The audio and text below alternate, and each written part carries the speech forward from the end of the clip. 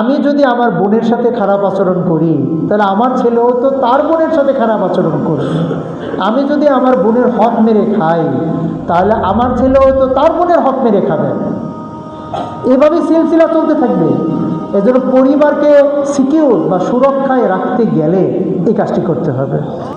সম্মানিত উপস্থিতি, যদি বিয়েটা এইভাবে করানো যায় তাহলে বিয়ের পরের বাকি কাজগুলো, যেমন বিয়ের জন্য অলিমা করা, সেই অলিমার মধ্যে এত অপচয় করার দরকার পড়ে না, সেটাও যেন সুন্দরভাবে হয়।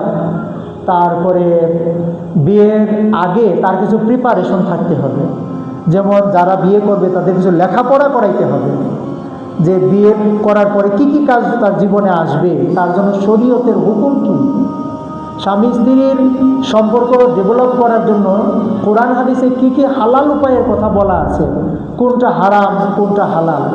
স্বামী যদি স্ত্রীকে বাধ্য করে হারাম উপায়ে তাকে আনন্দ দেওয়ার জন্য, সেটা যেন স্বামী না করে।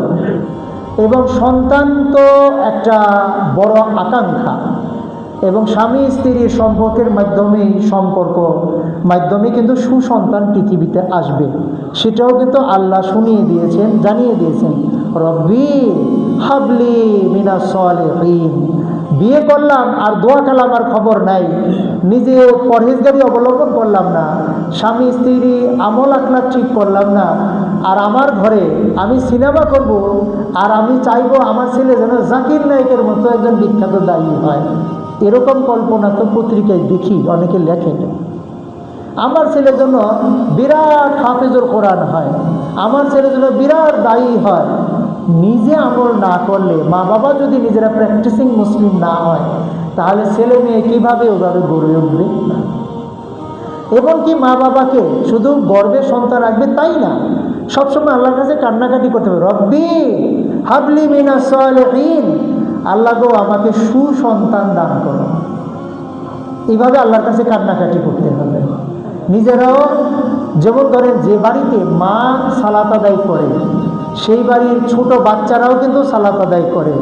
আপনারা নিজেরাও দেখবেন, আমিও দেখিয়েছি যে মা যখন সালাতে দাঁড়ায়, 1.5 বছরের সন্তান হলেও জায়নামাজের সামনে গিয়ে বাস সেও সেজদা দিতে থাকে। 1টা দিল না, 2টা দিল না, 3টা দিল, তার খবর নাই, কিন্তু সে জানে যে সালাত করতে হয়। আজান শুনলে জায়নামাজটা টেনে নিয়ে আসে, আজান শুনলে উনাদের নিজের মাথা পেঁচাইতে থাকে। কিন্তু যে পরিবারে মা বাবা প্র্যাকটিসিং মুসলিম না হবে, ছেলে মেয়ে কীভাবে প্র্যাকটিসিং মুসলিম হবে? বাড়িতে যদি পরিবেশ না হয়, charity begins at home. Charity, ভালো কাজ, বদান্যতা বাড়ি থেকে শুরু করতে হয়। যে ব্যক্তি বাড়িতে ভালো মানুষ নয়, সমাজে ভালো মানুষ হয়ে সে কতটা ভালো মানুষ হবে? ভালো মানুষ তো বাড়ি থেকেও ভালো মানুষ, বাইরেও ভালো মানুষ।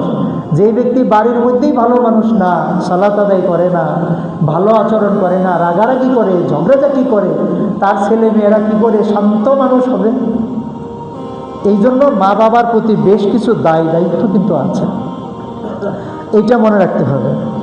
তৃতীয়ত, ছেলে মেয়ে যখন হলো তখন তাদেরকে আদব কায়দা শিক্ষা দেওয়া, তাদের জন্য কোয়ালিটি টাইম বাড়িতে দিতে হবে। যেমন রাসূলুল্লাহ সাল্লাল্লাহু আলাইহি ওয়াসাল্লামের সাথে ছোট্ট ছেলে ভাত খাচ্ছিলেন বা খাবার খাচ্ছিলেন, সেটু ঘুরাই ফিরাই খাচ্ছিলেন, রাসূল সাল্লাল্লাহু আলাইহি ওয়াসাল্লাম হাত ধরিয়ে দেখাই দিলেন, তোমার সামনে থেকে খাও, বিসমিল্লাহ বলে খাও। এখন আপনি যদি খাবার টেবিলে না থাকেন, মা বাবার কেউই যদি না থাকেন, ভাত দিয়ে চলে গেলেন আরেক কাজে, তো তার এই খাবারের আদব কায়দা কে শিখাবে? কিভাবে খেতে হয়, বিসমিল্লাহ বলা, আলহামদুলিল্লাহ বলা, কে শিখাবে? বাড়িতে মেহমান আসলে সালাম দিতে হয় বা সালাম নিতে হয় বা তাদের সাথে ভালো আচরণ করতে হয়, এগুলো যদি বাড়িতে প্র্যাকটিস না করানো হয়, তাহলে ভালো মানুষ বা ভালো পরিবার কিভাবে হবে? আমি যদি আমার বোনের সাথে খারাপ আচরণ করি, তাহলে আমার ছেলেও তো তার বোনের সাথে খারাপ আচরণ করবে। আমি যদি আমার বোনের হক মেরে খাই, তাহলে আমার ছেলেও তো তার বোনের হক মেরে খাবে। এভাবেই সিলসিলা চলতে থাকবে। এজন্য পরিবারকে সিকিউর বা সুরক্ষায় রাখতে গেলে এই কাজটি করতে হবে।